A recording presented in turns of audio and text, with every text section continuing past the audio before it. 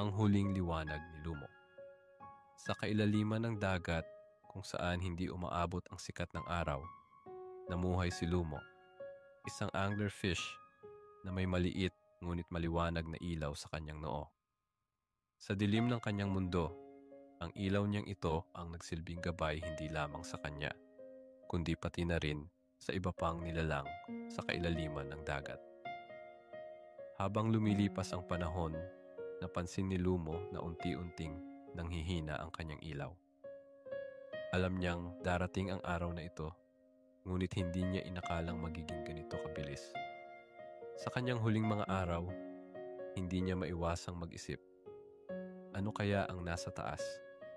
Talaga bang delikado roon, tulad ng sinasabi ng iba? Sa kabila ng takot, nagpasya si Lumo. Sa unang pagkakataon sa kanyang buhay, inangat niya ang sarili mula sa kailaliman, umakyat sa ibabaw, patungo sa isang lugar na hindi pa niya nasisilayan. Habang papalapit siya sa liwanag ng araw, unti-unting luminaw ang kanyang paligid. Nakita niya ang napakagandang asul ng dagat, ang kislap ng liwanag sa tubig, at ang lawak ng langit. Sa wakas, nasilayan niya ang mundong matagal niyang inakala na mapanganib. Ngunit hindi pala ito nakakatakot. Napakaganda.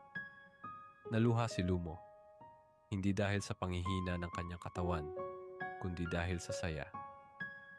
It was beautiful. Mahina niyang bulong habang ang kanyang ilaw ay unti-unting naglaho.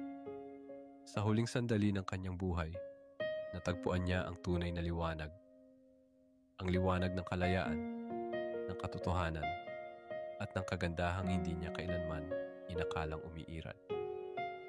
At sa kanyang paglisan, ang alon ay marahang yumakap sa kanya.